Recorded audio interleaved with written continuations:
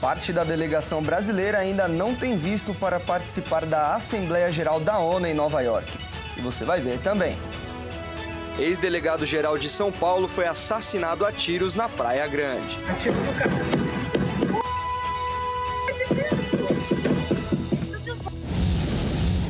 Desemprego recua no Brasil e atinge menor taxa desde o início da série histórica em 2012.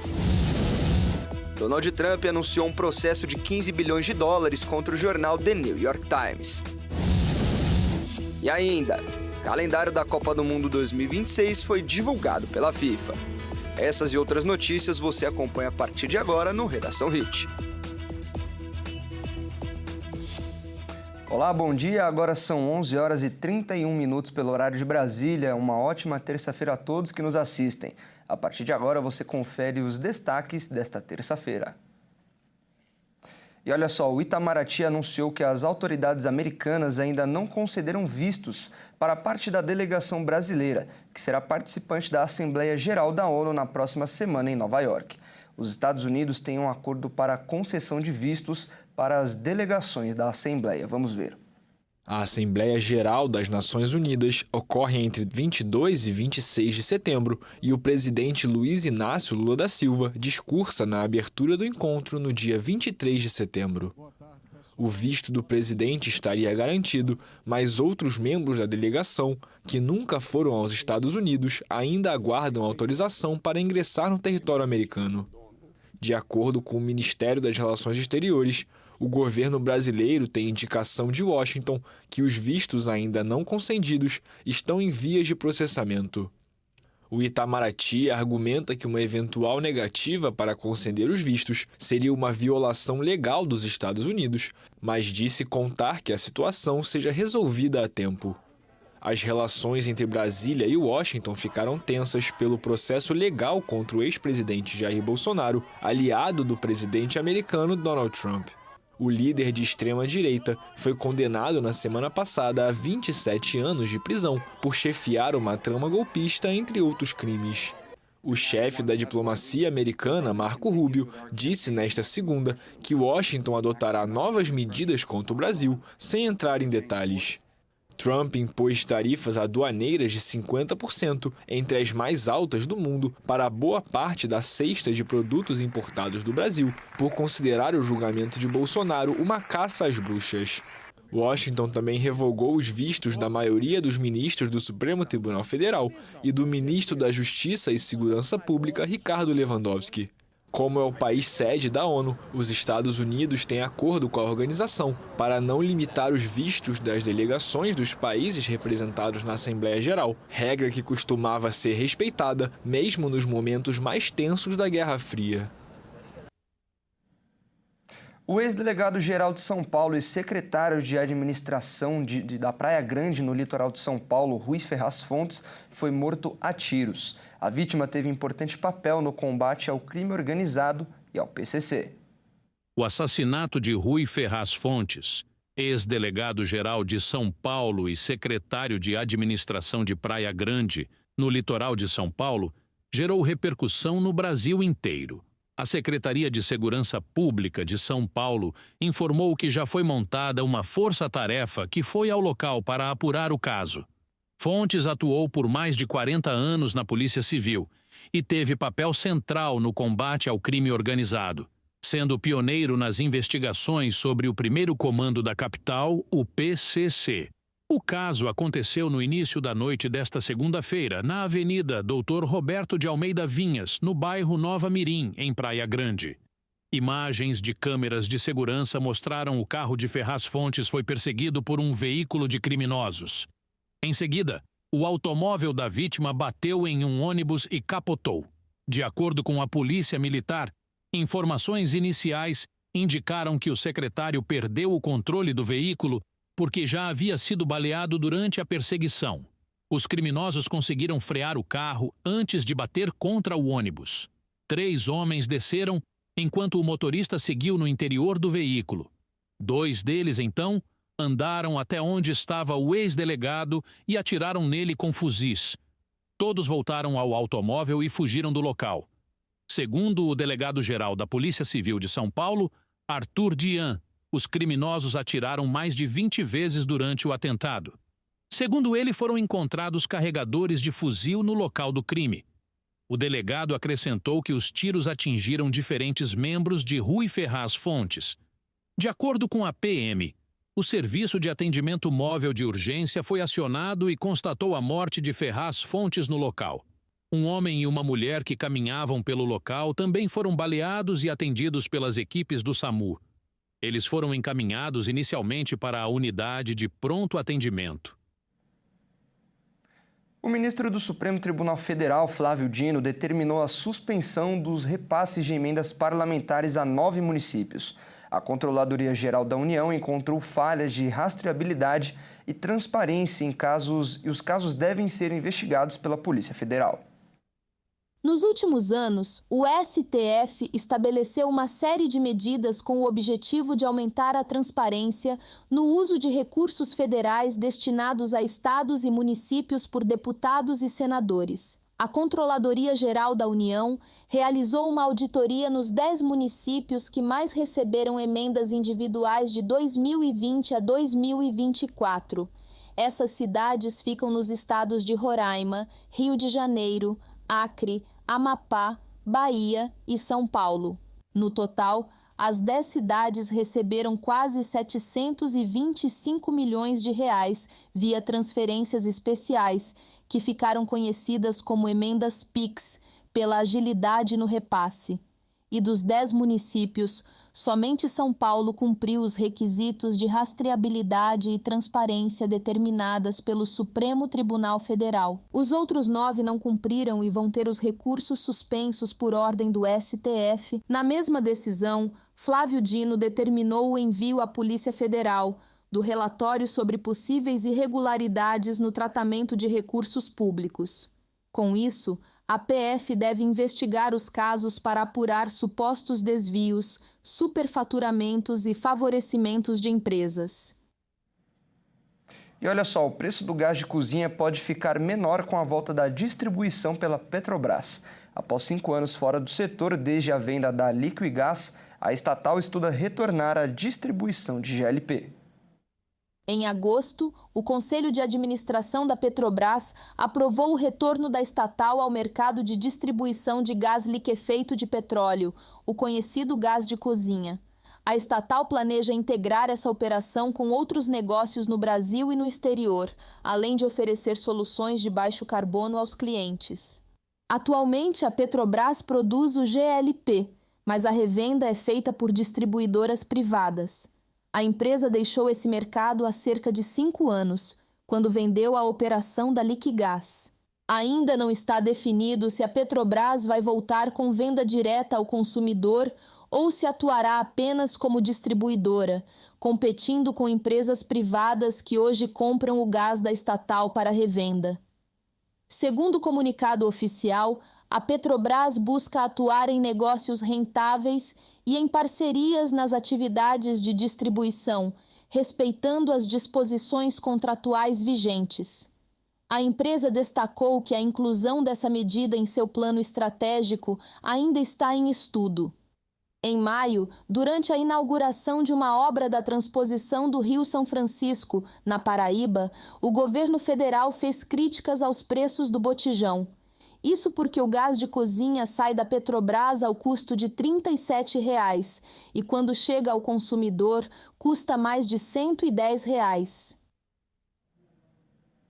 E a taxa de desemprego diminuiu no Brasil. De acordo com os dados divulgados pelo IBGE, o desemprego atingiu uma taxa de 5,6%, a menor desde 2012. Vamos conferir.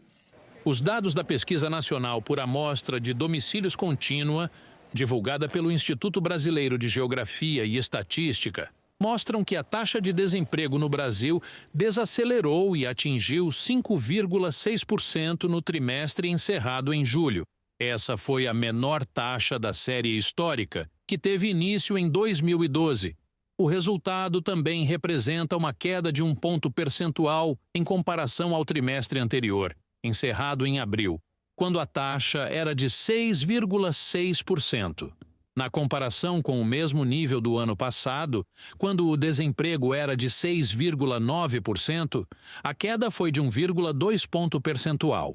No total, 6.118.000 pessoas estavam sem emprego no país. Segundo o IBGE, essa foi a menor desde o fim de 2013, quando 6.100.000 estavam desempregados. Já a população ocupada alcançou um novo recorde, chegando a mais de 100 milhões de pessoas. O nível de ocupação se manteve no patamar recorde de 58,8%. O total de empregados com carteira assinada também bateu recorde, atingindo 39 milhões de registros. E você vai ver a seguir. O calendário da Copa do Mundo 2026 foi divulgado pela FIFA. E agora na sua tela a vista de Armação dos Búzios no Rio de Janeiro. Os termômetros marcam 26 graus por lá. O Redação Hit volta daqui a pouco.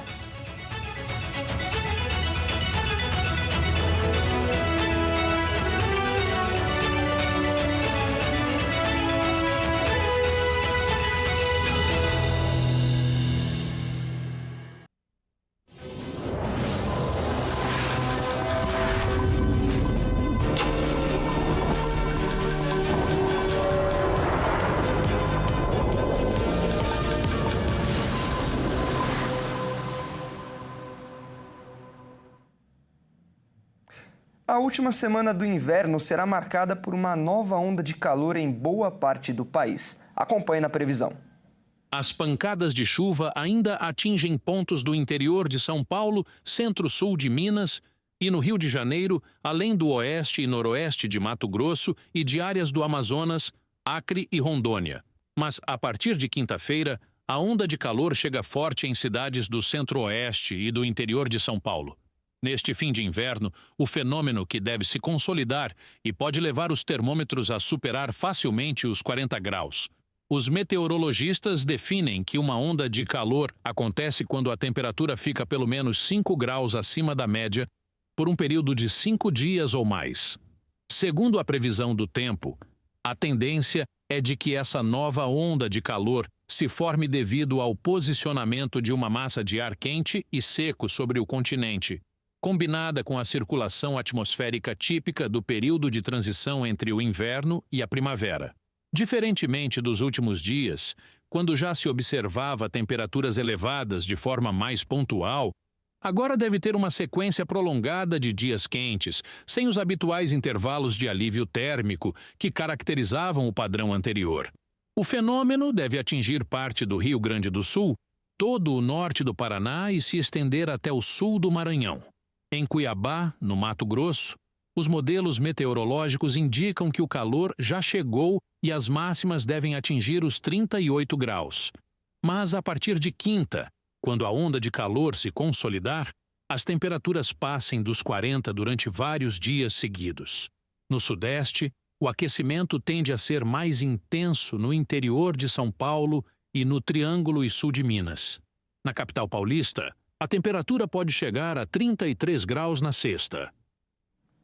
Agora vamos às notícias internacionais. O presidente americano Donald Trump anunciou um processo contra o jornal New York Times de 15 bilhões de dólares por difamação e calúnia. A ação foi apresentada na Califórnia.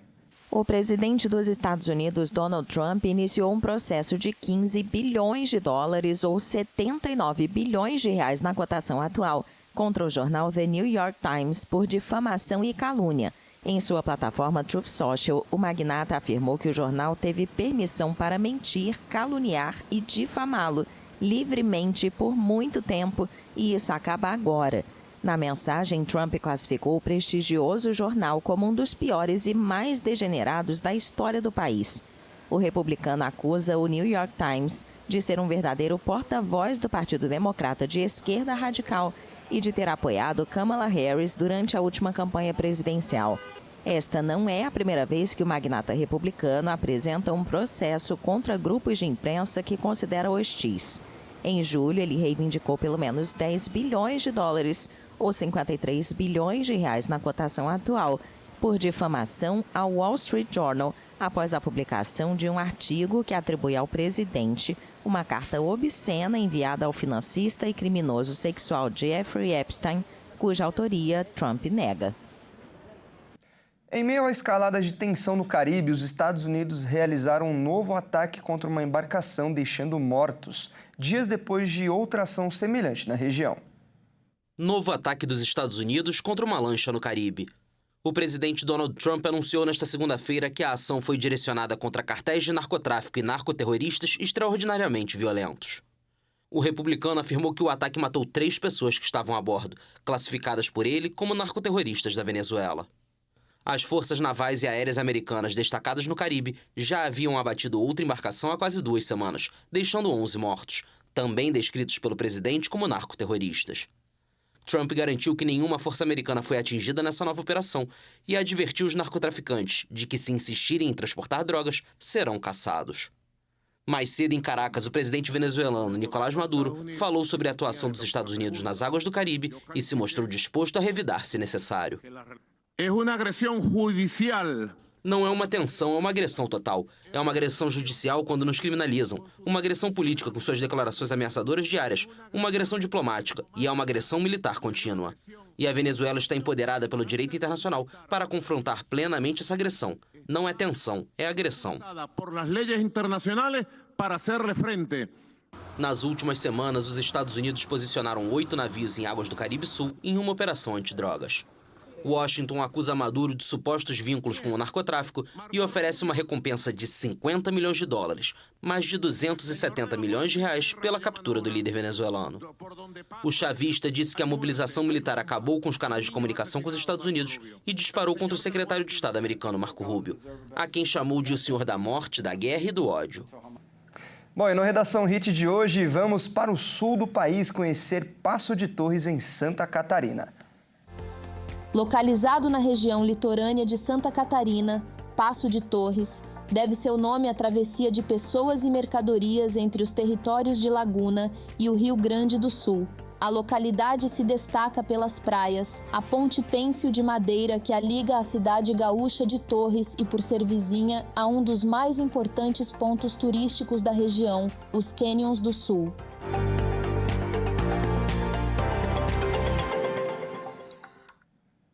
E como de costume, vamos com uma câmera ao vivo de Passo de Torres, em Santa Catarina. Em Passo de Torres, neste momento, os termômetros marcam 21 graus. E olha só, nos últimos anos, Passo de Torres tem experimentado um grande crescimento, impulsionado por investimentos e pelo turismo, que tem como um dos seus maiores atrativos a bela paisagem litorânea. A cidade é conhecida por sua ponte estaiada de madeira, a única desse tipo no Brasil entre Santa Catarina e o Rio Grande do Sul, que balança durante a travessia ligando os 2 estados e as cidades de Passo de Torres e Torres. E com essas belas imagens eu encerro o Jornal de hoje. Muito obrigado pela sua companhia, uma ótima terça-feira e até mais.